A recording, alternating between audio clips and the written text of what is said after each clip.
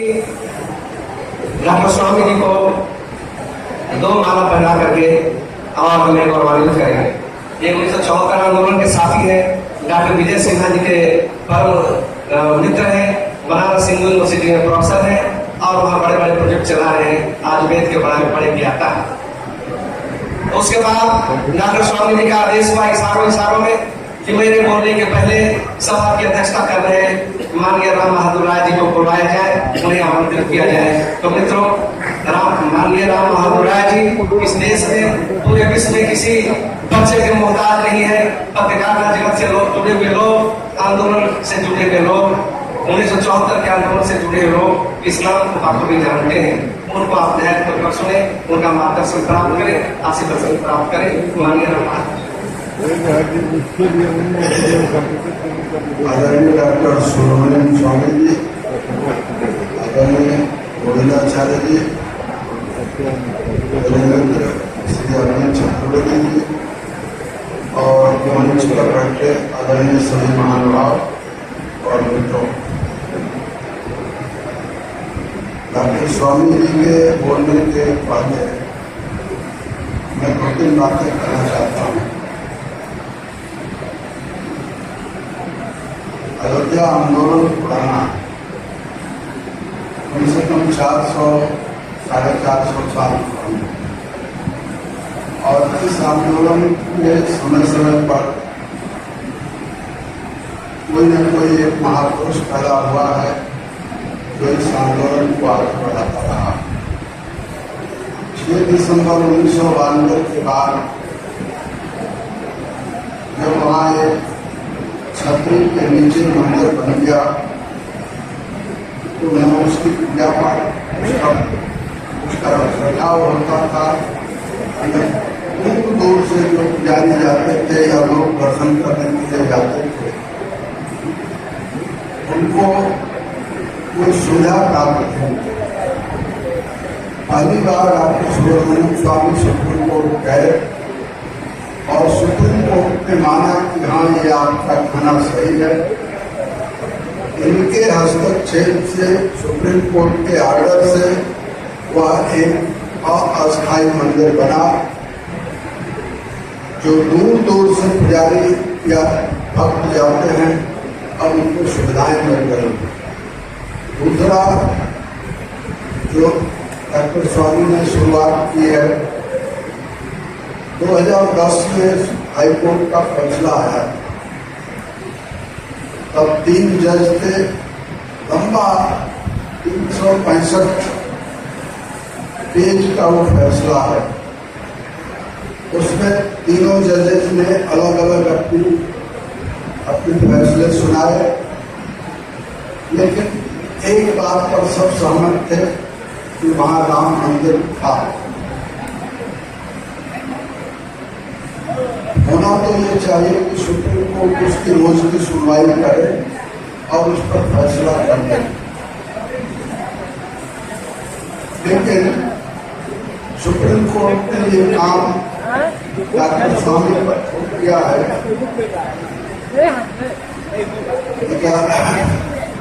देखिए, मैं जो बता रहा था कि 365 पेज का फैसला है, मेरी सूचना गलत थी।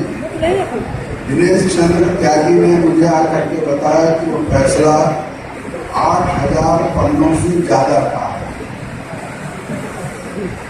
उस फैसले के बाद दोनों पक्ष सुप्रीम कोर्ट में आए और सुप्रीम कोर्ट का फर्ज था कि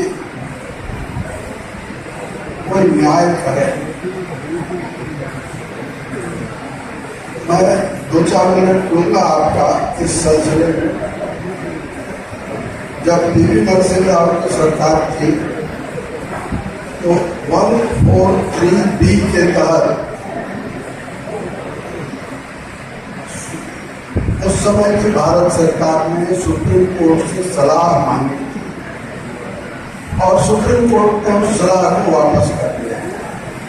आज के चीफ जस्टिस ने जो भारत सरकार ने सलाह मांगी थी, उसके विपरीत आज का चीफ जस्टिस, और उनका हमें इस बात के लिए अभिनंदन करना चाहिए कि उन्होंने अब ये सलाह दी है कि दोनों पक्ष मिलकर के बातचीत करें। मैं यहाँ एक सवाल उठाता हूँ और आप लोगों को भी इसकी जानकारी होगी, नहीं तो केवल मैं आपको याद दिला देता हूँ। बातचीत हुई है,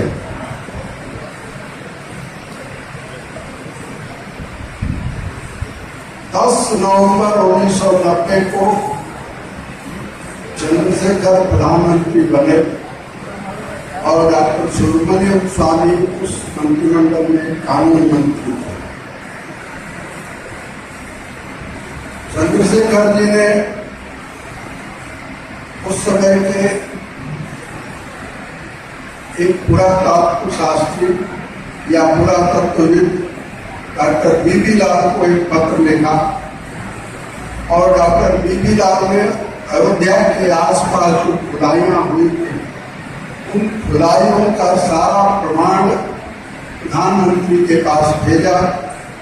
उन प्रमाणों को देखने के बाद चंद्रशेखर ने एक कमेटी बनाई।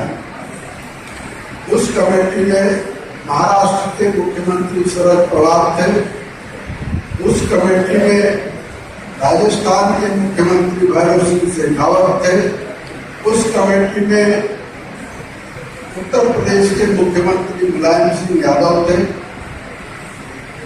और इन तीनों ने एक मीटिंग की विश्व हिंदू परिषद के नेताओं के साथ और तौर तरीका सोचा कि कैसे बातचीत हो।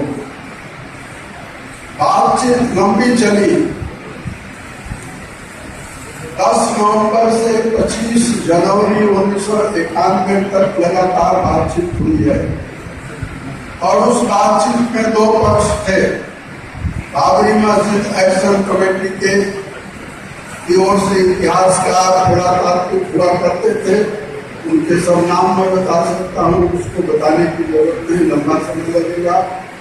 उसी तरह से विश्व हिंदू परिषद की ओर से एक प्रतिनिधिमंडल जिसमें इतिहासकार भी थे, पुरातत्व शास्त्री भी थे, वे लोग भी बातचीत में शामिल थे।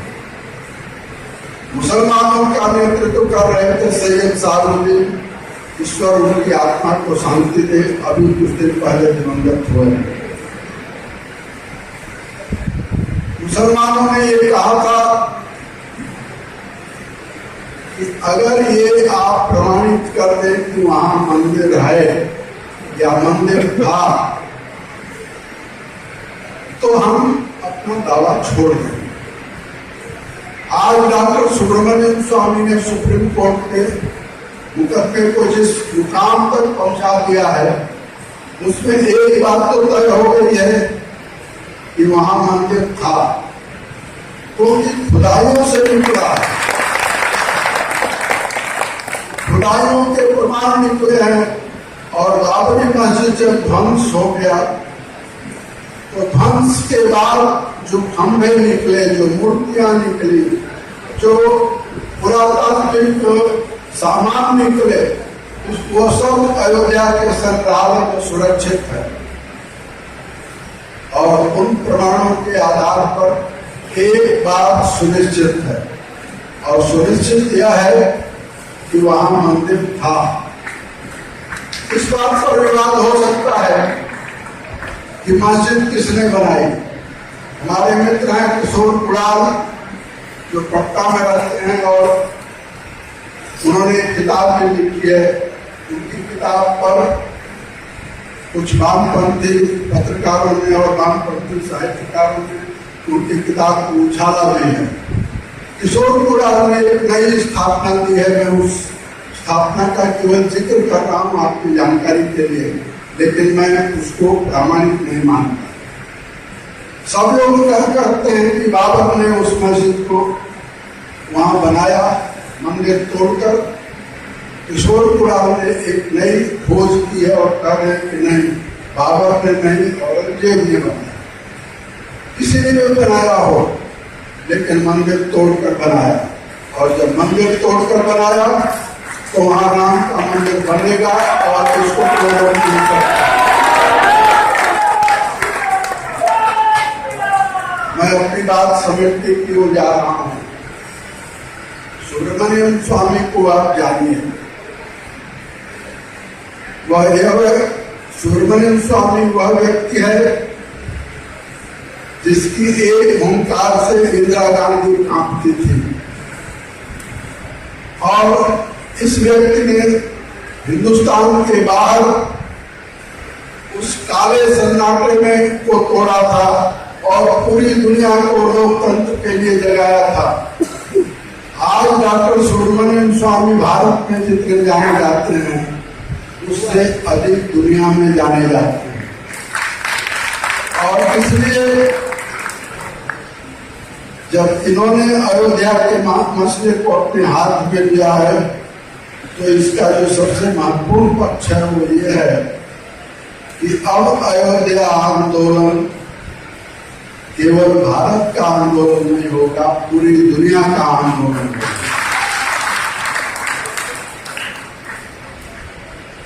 और अयोध्या आंदोलन केवल मंदिर बनाने का आंदोलन नहीं है। डॉक्टर स्वामी वो व्यक्ति हैं जो इस आंदोलन को विश्वव्यापी बनाएंगे और उसका माध्यम होगा सुप्रीम कोर्ट। और एक अच्छा चीफ जस्टिस आज हमको मिला है जो दबावों की परवाह नहीं करता। तो हम सब इस सभा के माध्यम से ईश्वर से प्रार्थना करें, और जो ईश्वर को नहीं मानते वो प्रकृति से प्रार्थना करें, लेकिन किसी न किसी से आप प्रार्थना करें कि स्वामी को स्वस्थ रखें, स्वामी को ताकतवर रखें और चीफ जस्टिस को सद्बुद्धि दें। मैं यही कहकर अपनी बात पूरी करता हूँ। मान्यवर राय साहब जी, आपके इन सार्वजनिक मार्गदर्शन हमारे बड़े संबल के हैं। हमें इनसे ताकत मिली है, हमें इनसे प्रेरणा मिली है, और आपके ऐसे आशीर्वचनों को लेकर के इस आंदोलन को हम असल मुकाम तक ले जाएंगे। अब इसके बाद डॉक्टर सुब्रमण्यम स्वामी हम लोग के बीच में होंगे। आधा सेकंड और चाहिए, हमारे 2 मिनट छूट गए थे जब मैं हाईकोर्ट में कार्ड देने गया था। इसका निमंत्रण पत्र जब मैं हाईकोर्ट में देने गया था तो वहां 400-500 अधिवक्ताओं ने मुझको घेर लिया और कहा कि आप तो 100 कार्ड लेकर के आए हैं, यहाँ तो 5000 कार्ड चाहिए। तो फिर मैंने ओवरनाइट 700-800 कार्ड छापा और वहां लेकर के गया। इन्होंने कहा यह भी कम है, ये सब चटनी हो जाएगा, 5000 कार्ड दीजिए। और इस लड़ाई में हम आपको तब तक साथ देंगे जब तक ये कृष्णा पैकेज, डॉक्टर सुब्रमण्यम स्वामी का कृष्णा पैकेज है, वो प्राप्त नहीं हो जाए। तो अपने वैसे अधिवक्ता, वरिष्ठ अधिवक्ता राजेश पांडे जी से मैं आग्रह करता हूँ मंच पर आए और अपने सपनों के नेता, अपने मजाक बन करके और उनका आशीर्वाद प्राप्त करें, और भी तो हमारे नेता करें उनका भी मार्गदर्शन करेंगे। और हमारे 3 जिला अध्यक्ष जिनके नामों की घोषणा हुई, ये देर से आए थे, इनकी गाड़ियां लेट थी, ये मंच पर आ जाएंगे और अंत में डॉक्टर स्वामी से इनका आशीर्वाद मिलेगा। और हमारे एक और मित्र हैं जीके झा जी, हमारे परम स्नेही हैं, सामने आइए और अपने नेता को अपने ख्वाबों के वसीला, अपने स्वप्नों के ऊपर नेता डॉक्टर सुब्रमण्यम स्वामी को माला पहना करके और आशीर्वाद प्राप्त करें। जी के झा साहब जी, लेकिन इस लड़ाई में आपको एक महती भूमिका अदा करना है और हमारे साथ कदम से कदम मिलाकर आप तो चलते ही। अब हमारे नेता डॉक्टर सुब्रमण्यम स्वामी अब आपके बीच में आएंगे, गर्मजोशी के साथ हम स्वागत करेंगे।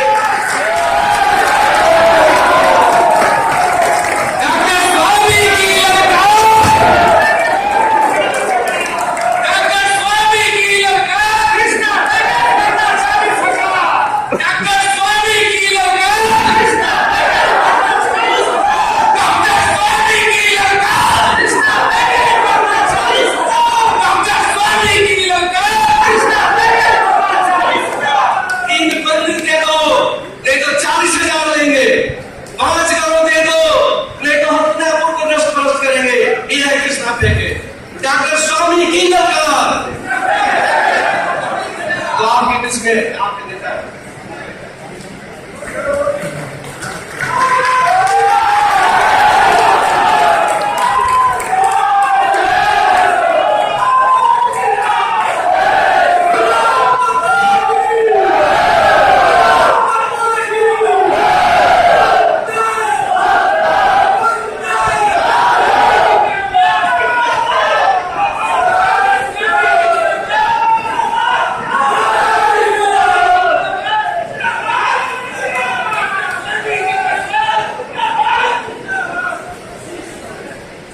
माननीय प्रोफेसर देवेंद्र प्रसाद सिंह जो हमारे बिहार प्रदेश विराट हिंदुस्तान संघ के अध्यक्ष हैं,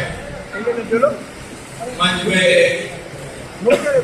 उपस्थित दो बड़े हमारे देश के योद्धा और सेनापति, जेपी मूवमेंट के सेनापति राम बहादुर राय और गोविंदाचार्य, मेरे जो दिल्ली से आए हुए साथी प्रोफेसर अरविंद चतुर्वेदी, हमें भ्रष्टाचार उन्मूलन करने में सहयोगी आचार्य आशीर्वादक और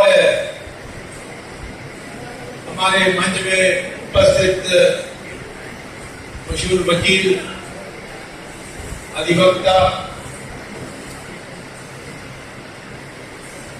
कृष्णकरण भंडारी और उपस्थित मंच में दिनेश जी और सिन्हा जी और अन्य महानुभाव,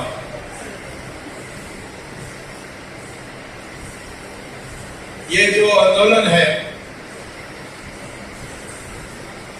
एक अंकीय अवधि में पहुंची, विजय होना निश्चित है।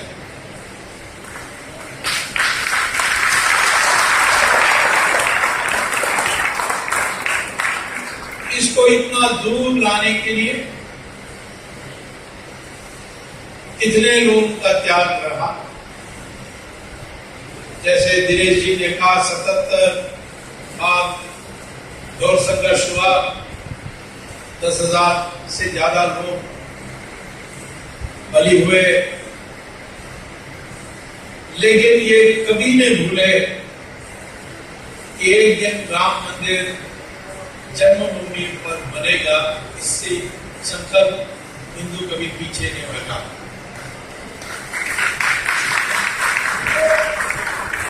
जो सही इतिहास लिखी जाएगी वो भी समझेंगे। वो कोई अरब देश से आए हुए लोग नहीं है, ये कोई गोरी और गजनी की औलाद नहीं है। ये जो मेरे बाप दादा है वही उनके बाप दादा।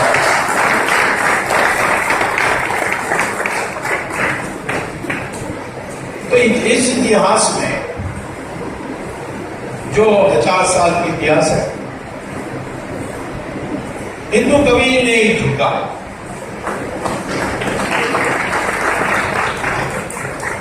कभी राणा प्रताप, कभी शिवाजी, कभी दक्षिण में विजयनगरम की साम्राज्य,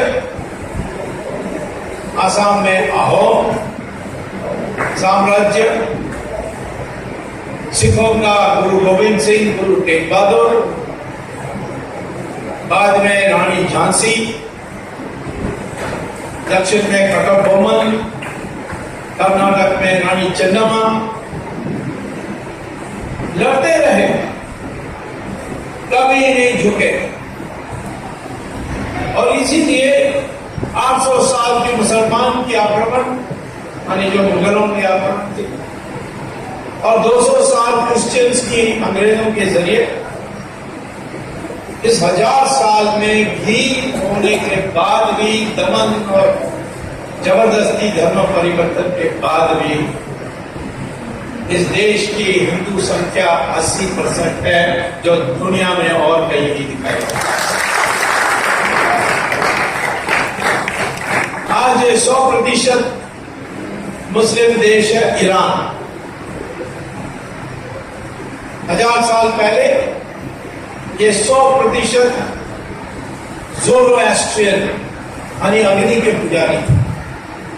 कई लोग कहते हैं हिंदुस्तान से गए, हो सकता है क्योंकि दशरथ की बीबी कैकेयी वो ईरान से थी, और जब राम को वनवास में भेजा जा रहा था उस समय दशरथ के 2 और अन्य पुत्र भरत और शत्रुघ्न वो ईरान में थे, और इसीलिए वो राम को देख नहीं सके और इसीलिए चित्रकूट जाना पड़ा भरत को। तो ये इतनी बड़ी देश में पूर्व धर्म महाधर्म बदली, जैसे हमारे देश में एक काल में बुद्ध की धर्म आई, और वो 100% अग्नि पुजारी के रूप थे, और मुसलमान ने वहां आक्रमण किया, कब्जा किया, 15 साल में उसको 100% मुसलमान बना दिया। बगल में जो आजकल हम उसको इराक कहते हैं, उन दिनों में मेसोपोटामिया, बेबीलोन, उनकी कब्जा की और 17 साल में 100% मुसलमान बना। इजिप्ट जिसको हम मिस्र कहते हैं, उसको 21 साल में 100% मुसलमान। क्रिश्चियंस ने यूरोप को 50 साल में 100% क्रिश्चियन, लेकिन हमारे देश में 800 साल मुसलमान की आक्रमण और 200 साल क्रिश्चियन के आक्रमण, फिर भी हम 80% आज हैं के कारण। ये होने के बाद भी हम समझौता करने चाहते,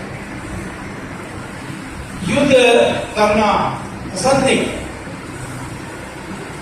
महाभारत में कृष्ण भगवान इसीलिए आखिर वक्त में जब सेना सब उपस्थित थे मैदान में, जाकर दुर्योधन को कहा युद्ध क्यों करें, इतने लोग मरेंगे, तुम्हें राजधानी चाहिए ना, तुम्हें राज चाहिए, दोनों को रख लो, हस्तिनापुर और इंद्रप्रस्थ, लेकिन ये 5 पांडव के लिए 5 गांव दे दो और युद्ध नहीं हो।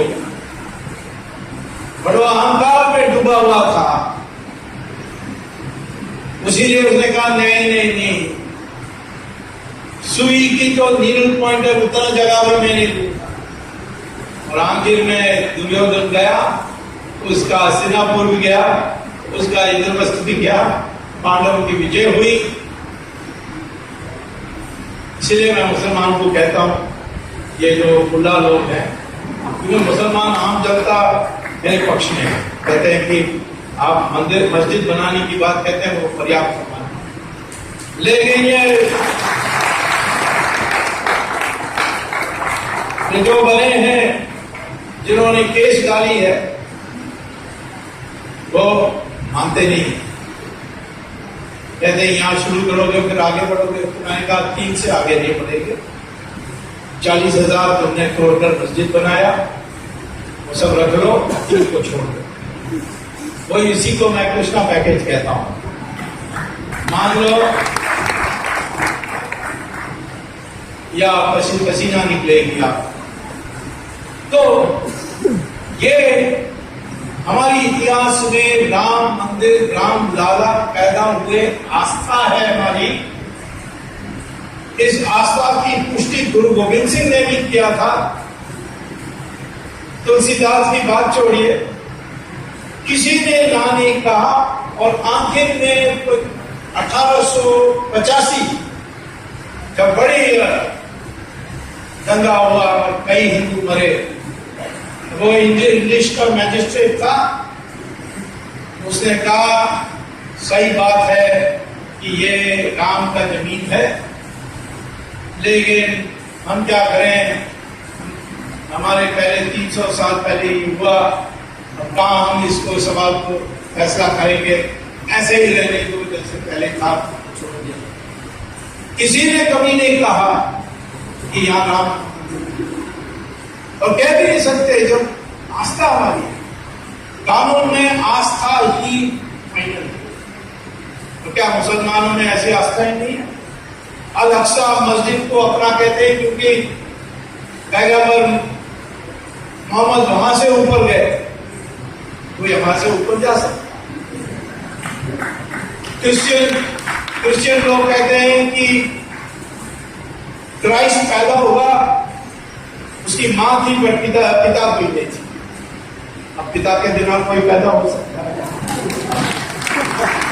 बड़ा आस्था है, पर हम उसका मजाक नहीं उड़ाते। और कहां पैदा हुआ Christian Christ, Jesus Christ? Bethlehem में, जो इजराइल देश है उसमें। कैसा पता वहां पैदा हुआ? इटली का एक राजा था कॉन्स्टेंटीन, उसकी मां को स्वप्न हुआ कि बेथलेहम में एक गुफा है, वहां पैदा हुआ क्रिश्चियन, और इसीलिए उसको मानते। और आज कोई किसी को हिम्मत नहीं है कहने के लिए ये क्या है, किसी के स्वप्न में आ गया तो आप मान लोगे? ये आस्था पर हम संदेह नहीं उठा सकते, ये हमारे कानून में भी लिखा है। तो पहली बात मैं आपको कहना चाहता हूं कि हमने कभी नहीं छोड़ा इस बात, लेकिन हमने बातचीत से सुलझाने के लिए बहुत प्रयास किया।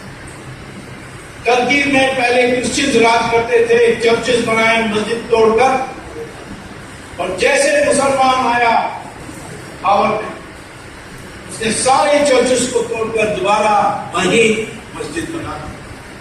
कोई दुनिया में कुछ उसका भूलता नहीं। स्पेन में मुसलमान गए, कब्जा की, मस्जिद बनाई, सब जगह चर्चेस को तोड़कर। बाद में क्रिश्चियंस आए और उन्होंने सारा जगहों में मस्जिदों को तोड़ा, और फिर उसके बाद चर्च बना।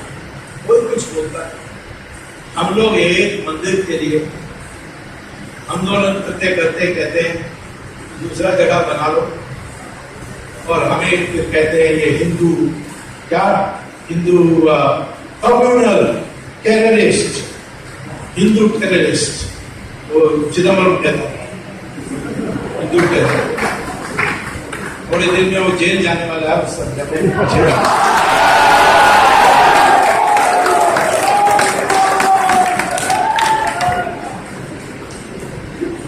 तो इतने हमने सहन किया,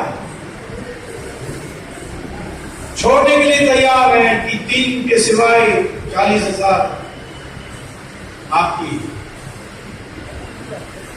लेकिन अब ऐसे जगह में पहुंचे हैं जिनके लिए कोई जगह नहीं। 26 साल लगी इलाहाबाद हाईकोर्ट को फैसला देने के लिए। अपील में आए दोनों पार्टी, हमारी तरफ से भी कौन है, निर्मोही अखाड़ा, रामलाला समिति, इसमें कोई बीएचपी नहीं है, फिर कोई आरएसएस नहीं है। सारा जो चेतना जगाई इस देश में राम मंदिर के बारे, उसमें तो अशोक सिंघल बीएचपी ने किया, आरएसएस के मोहन भागवत ने किया, गुरुजी ने मार्गदर्शन किया, पर हम नहीं है उसमें। ये दोनों आपस में की सूझ चलती थी, ये हमारा है, हमारे सुप्रीम कोर्ट ने सबको इकट्ठे रखे 1994 26 साल पहले, 2010 के 26 साल पहले इलाहाबाद हाईकोर्ट को कहा कि इसको इकट्ठा फैसला कर। राम मंदिर की जो चेतना जगी वो पहले 49 में कई लोगों ने देखा कि सवारे उठकर की मूर्तियां अंदर आ गए मस्जिद में। अब कैसे आए नहीं गए उसमें मैं कल बोलूं। FIR में भी लिखा है कि लोग कहते हैं कि रात को देवता लोग आकर कर गए, और वो जो कांस्टेबल का नाम है जिसने FIR भरा उसका भी राम है, कांस्टेबल का नाम है। अब वैसे ही रहा, ताला लगा हुआ था, पूजा बाहर से करना होता था। 1986 में राजीव गांधी, नेहरू परिवार में एक अच्छा आदमी निकला तो राजीव गांधी निकला, और कोई नहीं निकला।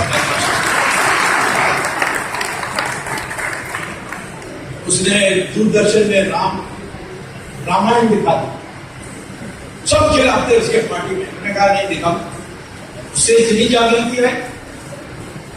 फिर एक दिन उसने आदेश दिया कि ताला खोल दो। जज का नाम था पांडे, फैजाबाद का। और उस राजीव गांधी चुनाव हारने के बाद बीपी सिंह आए और इस जज पांडे का नाम हाईकोर्ट जज के लिए आया। तो बीपी सिंह ने लिख दिया कि इस आदमी पर नालायक है, जज बनने के लिए लायक नहीं है, क्योंकि इसने ताला खोलने के आदेश किया। जब मैं उसके बाद कानून मंत्री बना तो आया मेरे दफ्तर में ये बताने के लिए उसके साथ अन्याय हुआ। मैंने फाइल खोलकर देखा, यही हुआ, यही लिखा हुआ बीबी से। तो फिर मैंने उससे पूछा कि ताला क्यों खोला? मैं कहा हर साल मैं पूछता था सुप्रीटेंडेंट पुलिस से कि ताला खोले, क्योंकि पिटिशन आते थे, याचिका आते थे, तो मैं पूछता था कि ताला खोलने से कुछ होगा? वो कहते नहीं, गड़बड़ हो जाएगा, दंगा हो जाएगा, ये हो जाएगा, ताला नहीं खुलेगा। और उस साल उसने कहा कुछ नहीं होगा जी, हम देख लेंगे। मैंने आदेश दिया, तो मैंने फिर उसको जज बनाने के लिए फैसला की। परंतु मुख्यमंत्री उस समय मुलायम सिंह थे, वो तो सुपर सेक्युलर है, मौलाना मुलायम।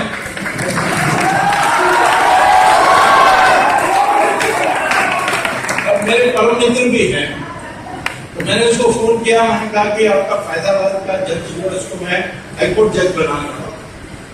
तो उन्होंने कहा कि पांडे को? मैंने कहा अरे हमारी नाक कट जाएगी, अब मत करिए, मैं मना करता हूं। मैंने कहा आपको फोन इसलिए नहीं किया कि करना है कि नहीं करना।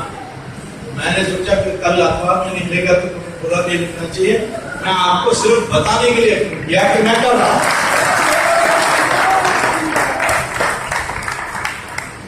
तो फिर उसने कहा फाइल भेज दीजिए, मैं देख लूंगा आपके लिए। और उसने होशियारी से लिखी ये इस पांडे को कतई जज नहीं बनाना चाहिए, क्योंकि उसने ताला खोलने का आदेश दिया ये, लेकिन बड़े कुशल बुद्धिमान व्यक्ति है और इसके अन्य जजमेंट सब बहुत श्रेष्ठ है। तो मैंने फिर जज बनाकर सारे ये आजम खान सब आए मेरे साथ चिल्लाने के लिए।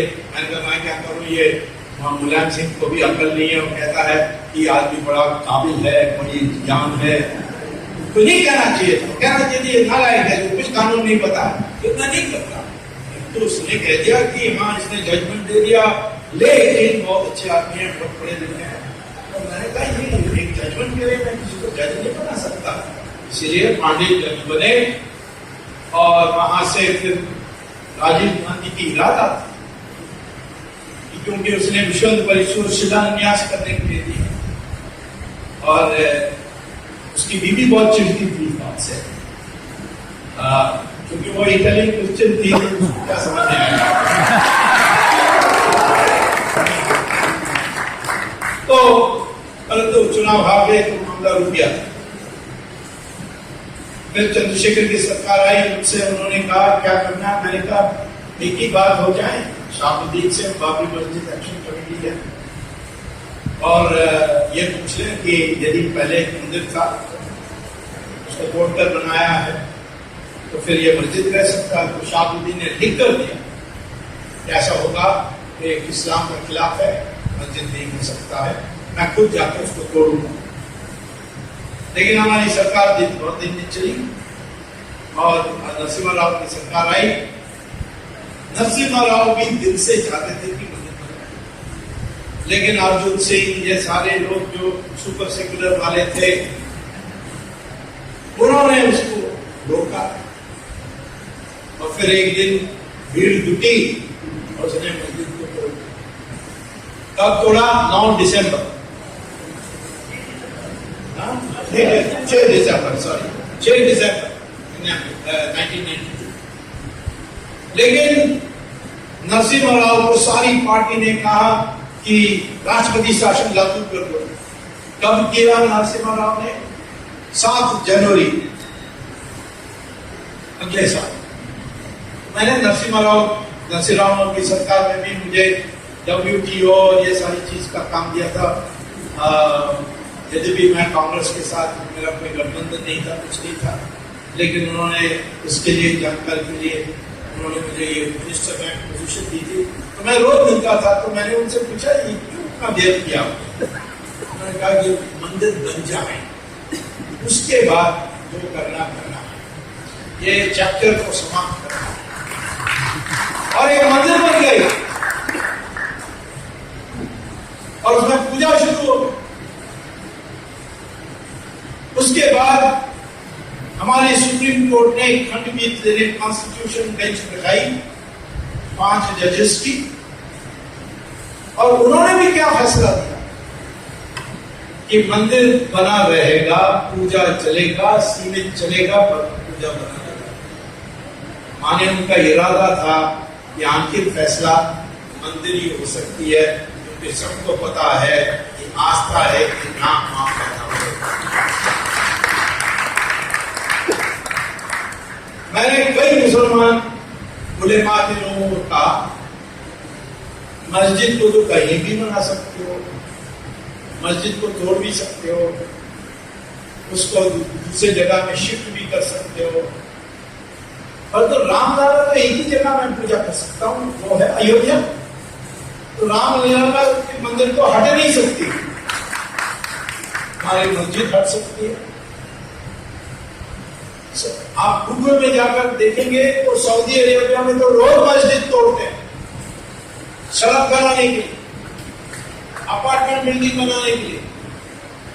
यहां तक कि राजाओं के जो शेख हैं, उनके लिए महल बनाने के लिए मक्का में उन्होंने जिस मस्जिद पैगंबर मोहम्मद की सलाह पर बनाई गई थी, उसको भी तोड़ दिया, उनकी जगह चाहिए थी। तो यूनेस्को ने चिट्ठी लिखा, कम से कम इस प्राचीन मस्जिद को तो छोड़ देते, क्योंकि मोहम्मद की सलाह पर बनी। तो सऊदी अरेबिया ने वापस चिट्ठी लिखा, आप हमें मूर्ति पूजा सिखा रहे हो क्या? कोई फर्क नहीं पड़ता कौन मस्जिद बनाता है, मस्जिद एक नमाज पढ़ने का जगह है और इससे ज्यादा नहीं है, इसीलिए इसको तोड़ा जा सकता है, इसको शुद्ध किया जा सकता है।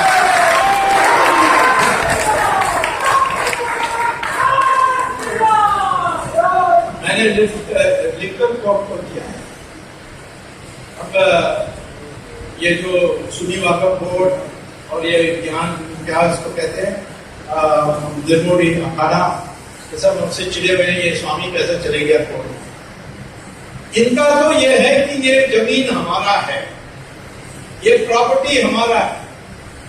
मेरा जैसे अभी बताया गया, मैंने वो नहीं कहा, मैंने कहा कि 1825 में हमारी संविधान में मुझे मूलभूत अधिकार है पूजा करने के लिए, और इस पूजा से मैं वंचित हूं कितने साल से, 1528 से, माने लगभग 500 साल होने वाली है।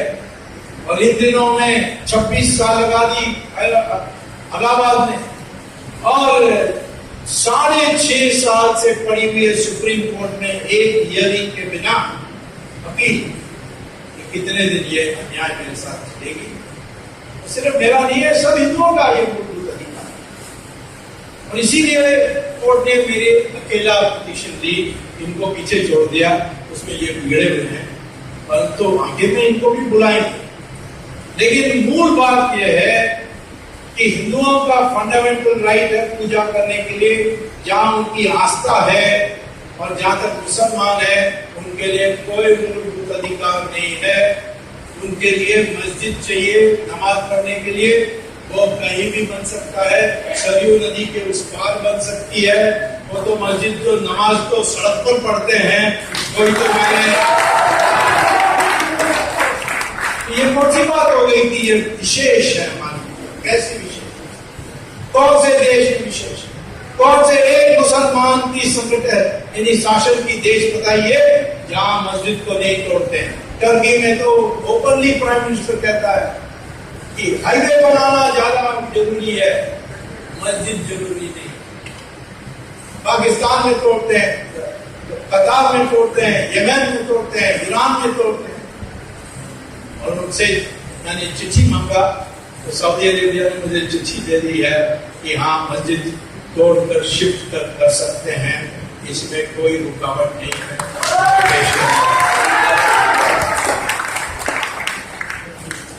तो हमारी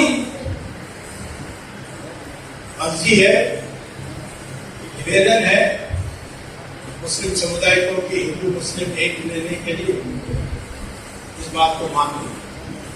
समझौता हो सकती है एक ही बात पर कि वो मस्जिद दूसरी जगह बना ले, और ये राम जन्मभूमि जहाँ राम पैदा हुआ था, जिसको इलाहाबाद हाईकोर्ट ने भी स्वीकार किया है कि ये आस्था है, इसलिए इसी को मानना है कि राम पैदा हुए थे इधर राम जन्मभूमि में, वो हमें दे दे मंदिर बनाने के लिए, या सुनवाई करिए।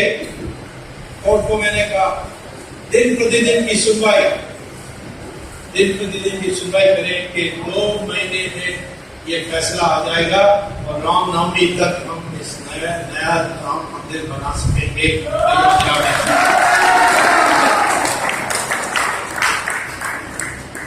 मैं आपसे ये बताने चाहता हूं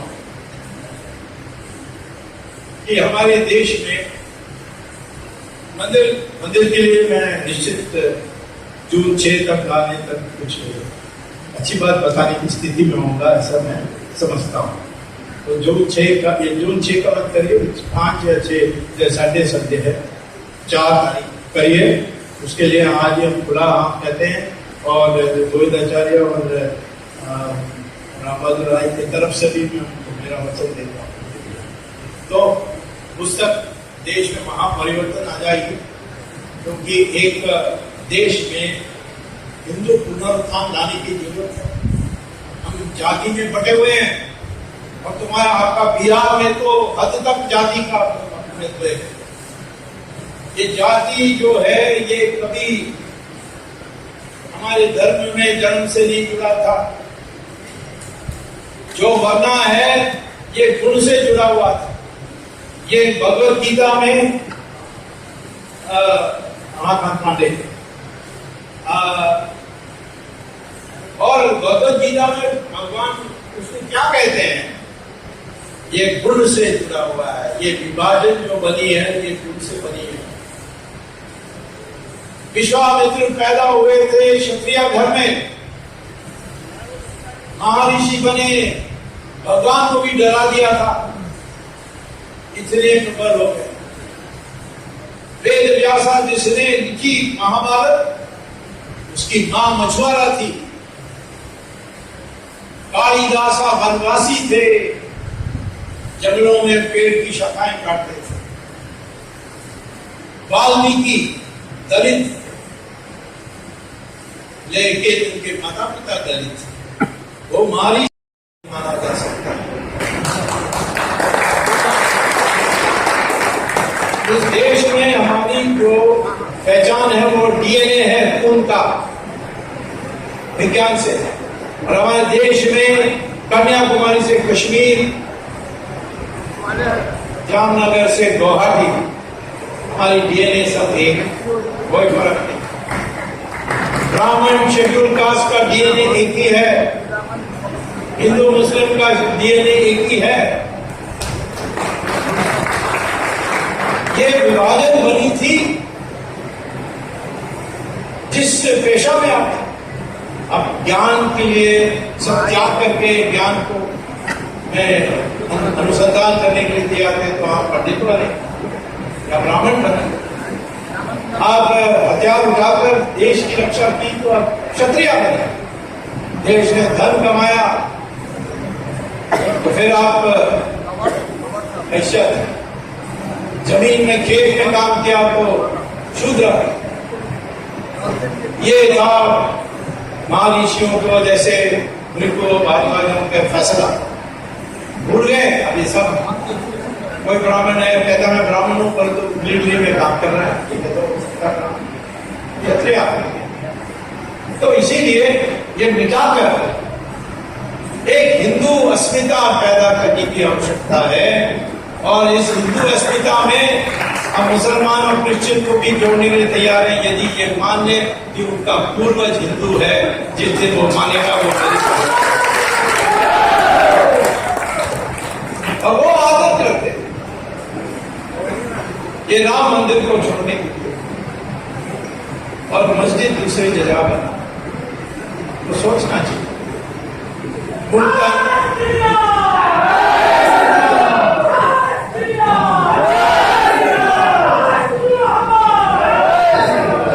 पूर्णता नहीं करनी चाहिए या मारे गए। मुझे ओवैसी ने कहा कि आप ये सब हिंदू ग्रंथ की बात करते हो, मैं तो संविधान में ही विश्वास करता हूं। मैंने कहा संविधान में विश्वास करते हो तो मैं परीक्षा लेता हूँ। पहले संविधान में धारा 48 में लिखा है कि गौ हत्या होनी चाहिए, को बंद करनी चाहिए, देश में प्रतिबंध लगाने चाहिए, वो मानने के लिए तैयार हो गए। इसे ये कहाँ लिखा है? मैंने संविधान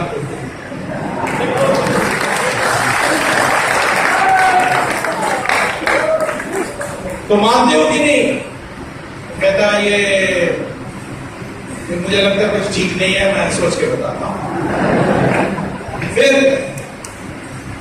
मैंने कहा कि एक पुरुष एक ही महिला को शादी कर सकता है। हाँ लिखा है यूनिफॉर्म सिविल कोड। तो फिर चुप हो गए।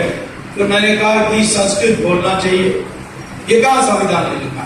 मैंने कहा धारा 351 उसमें लिखा है कि शुरू में हिंदी होगी हमारी राजभाषा, लेकिन हिंदी को शब्दावली सिर्फ संस्कृत से लेना चाहिए, ये इसमें लिखा। और जैसे हिंदी संस्कृत निष्ठ होते जाएगी वो एक दिन संस्कृत बन जाएगी। तो उसके बाद मैंने उसको सुना नहीं, कहीं संविधान की बात करते थे, लेकिन वो आदमी बुरा नहीं है, वो रास्ते पर आ जाए।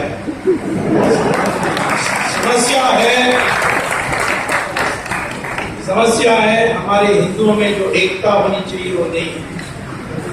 हम बटे हुए हैं जात में, भाषा में, प्रांत में।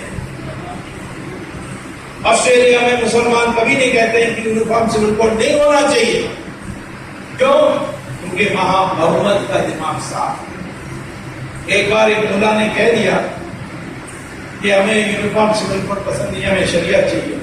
वहां का प्राइम मिनिस्टर ने बयान दिया तो शरियत चाहिए तो दूसरा देश जाओ, यहां तो मिलने वाला नहीं। और दूसरे दिन सारे मुसलमान संगठनों ने प्रस्ताव पास करके प्रधानमंत्री को चिट्ठी भेजा कि ये मुल्ला तो मूर्ख है, हमें यूनिफॉर्म सिविल कोड बहुत पसंद है, इसके लिए हमें कोड। अमेरिका में भी यूनिफॉर्म सिविल कोड, और जहां मुसलमान मेजॉरिटी में है, सऊदी अरेबिया, वहां मंदिर बनाने देते हैं और राम की पूजा करने देते हैं। राम का फोटो रखकर नौकरी में जाओगे तो पकड़िए जेल में जाओगे। सत्यनारायण पूजा घर के अंदर नहीं कर सकते। तो मैंने कहा कि हमारे देश में हम सब ये अलाउ करते हैं, तुम क्यों नहीं अलाउ करते? मैंने सऊदी अरेबिया की राजा को पूछा तो उसने यही कहा, वो तो आपका धर्म है, हमारा धर्म नहीं, ये नॉट अलाउड। उनके दिमाग साफ। हम हिंदुओं का दिमाग सदा के लिए उलझन में रहता है, ये ठीक है, वो ठीक है, ये ठीक है। उसका उदाहरण है भगवत गीता, नहीं महाभारत। युद्ध के लिए सब तैयार, सेना उस तरफ, यहाँ सेना। और अर्जुना क्या करता? हथियार डालते कहता मैं कैसे लड़ूंगा, मेरी भाई को कैसे मारूंगा। ये जो अर्जुना का उलझन है दिमाग में, ये हिंदू का बीमारी है। कृष्ण भगवान के उपदेश को हम अध्ययन नहीं करते, मानते हैं परंतु अध्ययन नहीं करते। राम का भी देखिए या महाभारत भी देखिए, महिलाओं के कितनी सम्मान है।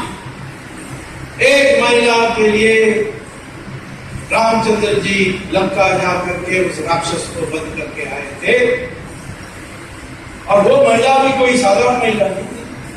जब हनुमान पहुंचे अशोक वाटिका में और सीता को ढूंढा तो हनुमान ने कहा कि मेरे कंधे पर बैठो, मैं ले जाता हूं राम के पास। ने कहा नहीं, ये सारे जो हजारों महिला यहाँ हैं कैदी होकर, उनको कौन छोड़ेगा? राम को यहाँ आना पड़ेगा और रावण को वध करना पड़ेगा, तब भी मैं बाहर निकलूंगी। ये स्थिति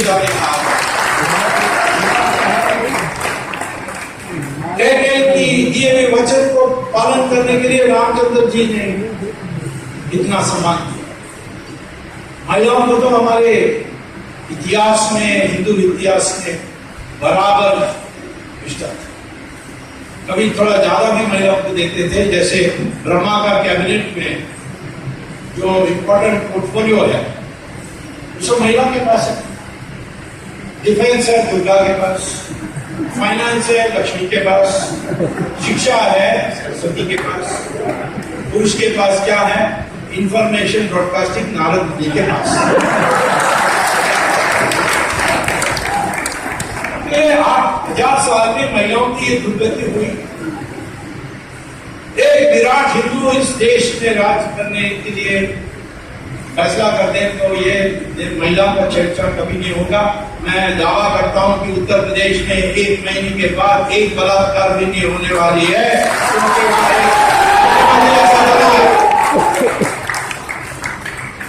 इसीलिए मंदिरों को छोड़ने की समस्या है। ये 3 मंदिर को हम निश्चित मुक्त करेंगे, इसको किसी को संदेह में नहीं रख रहे, और मस्जिद का भी हम सम्मान से दूसरे जगह देंगे जो उनके धर्म में मान्य है, और इस देश में एक नया पुनरुत्थान लाएंगे। यदि मुसलमान अपने दिल से इसको स्वीकार करेगा तो हिंदू मुस्लिम की जो एकता बनेगी तो अभूतपूर्व होगी। और जिस दिन हिंदू मुस्लिम एक हो जाएगा, दुनिया में कोई ताकत नहीं है जो हमें विभाजित कर सकता है। इसीलिए हम लोगों को सब आज एक निश्चित तौर पर अपने में जो बुराई है सब निकालना है।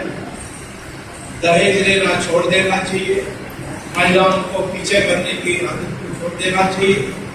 सब हिंदू एक है, ना किसी हर हिंदू जाति उसका कुछ भी हो, प्रांत किसी को, भाषा कुछ भी हो, सब ये हिंदू इकट्ठा हो जाए। हिंदू इकट्ठा हो जाएगा तो किसी और के लिए जगह नहीं है। पहले हमें 17% वोट मिलती थी, नरेंद्र मोदी के टाइम में 31% वोट मिली, बहुमत मिल गई।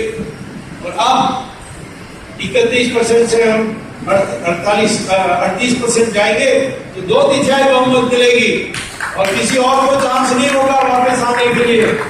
और उसके बाद देखोगे कि कांग्रेस और मुलायम सिंह सब जय श्री राम बोलने लगेंगे।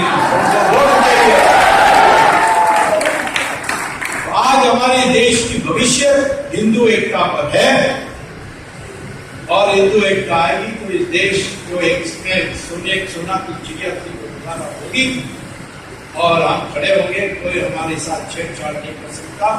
राम एक हमारा उदाहरण है, और इस जीत के बाद सारा देश में हमारे जो पुरुषार्थ है उसकी परीक्षा हो जाएगी, और इस देश में पुनरुत्थान करने के लिए हम सब कर सकेंगे।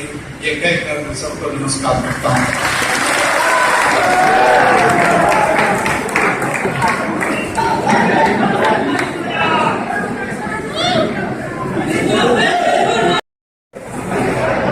हमें कहने बड़ा हाँ आगे नहीं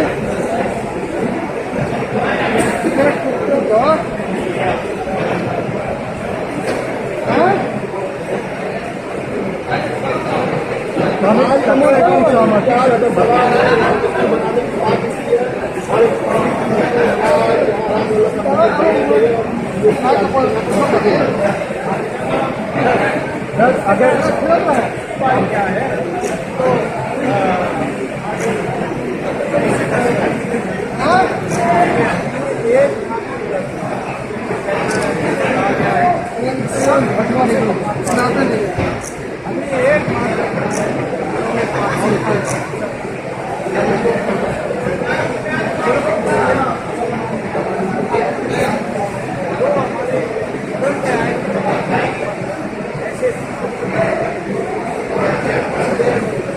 सर, अगर सहमति से अगर राम मंदिर नहीं बन पाता है, अगर 2000 2018 में राज्यसभा में मेजोरिटी में आती है बीजेपी, तो क्या रामलला मंदिर के साथ साथ यूनिफॉर्म सिविल कोड और 370 को भी लागू कर दिया जाएगा, 370 हटाने को?